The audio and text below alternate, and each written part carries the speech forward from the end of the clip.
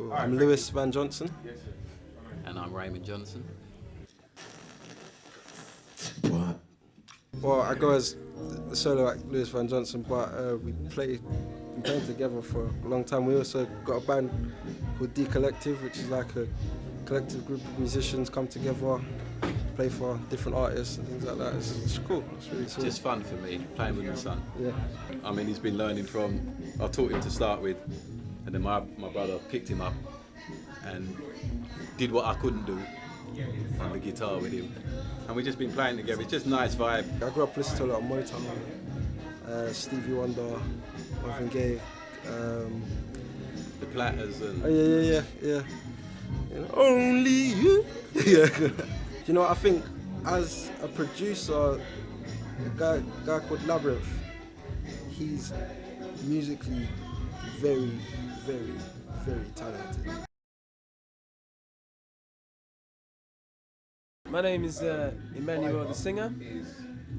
Well, Emmanuel, but stage name Emmanuel Singer. Conscious artist. I've been performing years now. I'm old school now, you know. Obviously, as artists, as conscious artists, we have to adapt, you know, to the times. I mean, I've been in positions in record labels, studios, and they've offered me this and offered me that, and they've actually literally said to me, all right, we're with you, brother Emmanuel, we're with you, we want to work with you, but you got to sound like, they literally said to me, we want you to sound like, drop some music like Bobby Brown or Michael Jackson. And I said to them, in my view, there's only one Michael Jackson and there's only one Bobby Brown. I've got a lot I can offer, you know, I've got a lot I can share. And the people, when they're out there, yeah, they're cool with it. I'm talking about mainstream level, yeah? They're cool with it. But you know, it's like it's too heavy for them, and a lot of times they don't want to hear that, the club scene, and so when I get to come here now, I get to let off, you know, get to be me, you know. I give the mainstream people what they want, and that's cool, whatever, but so it's always a pleasure to come here.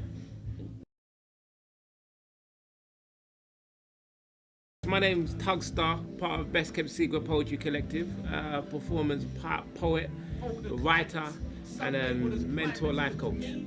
These are my lost and found cousins, though still in 2011 I found myself unrecognized by some. I started writing raps when I was 13 because I was inspired by Public Enemy and whatnot, but I suffered from stage fright, so I never managed to actually perform a rap on stage, right?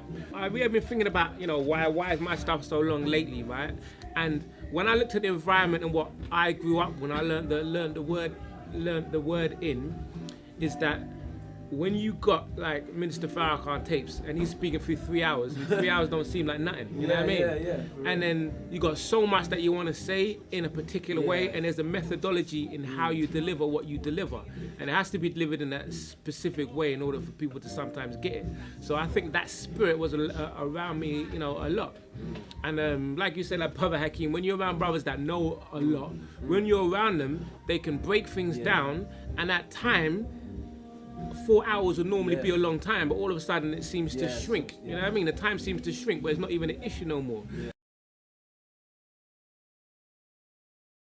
I think it's so far so good. I think that the performers have been fantastic.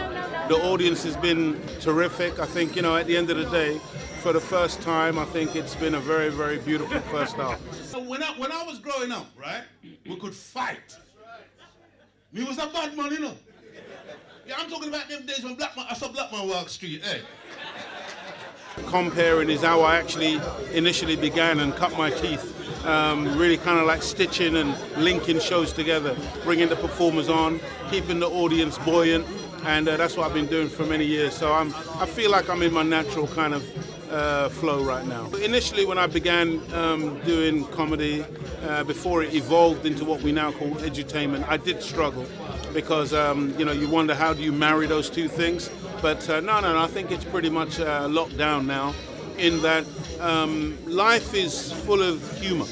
And in truth, where there is sadness or people are down, one of the actual ingredients for lifting people up and for healing people from wounds is actually humor. And so I have no difficulty now marrying those two things, bringing Islam into that which we've been taught. I mean, we don't have to browbeat people and talk about Islam, because it's not necessarily a name.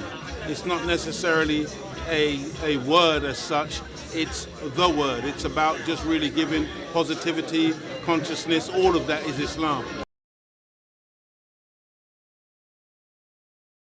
When I was in school, hip-hop was big, you know, breakdancing was big, so obviously I'm influenced by that. No slackness, ignorance or malice, elevated entertainment at the Edutainment Palace. Coming into the teachings, obviously it influences your lyrics, and you start to see your actual purpose for even having an art form that you've developed. And the young artists coming up, they would normally mirror or copy those that are gone before them. So it's a challenge, really. So all we really need to do is show them that it's the best way and show them how they're being used and the bigger picture of those in power, how they're investing millions in them teaching that filth. And when you consider those people that are actually doing that, they don't really partake in that kind of filth. They don't allow their children to call their mother a B word or a H word, you understand? However, they promote and spend millions on us promoting that for our babies. So once they understand the bigger picture, then maybe they can make a better decision with the type of lyrics and realize that they can rap what they want. If you fight for liberation, keep it up. In your every conversation, keep it up. Black business generation, keep it up. Don't get stuck, cause that's your luck. Praise be to Allah, praise be to Allah.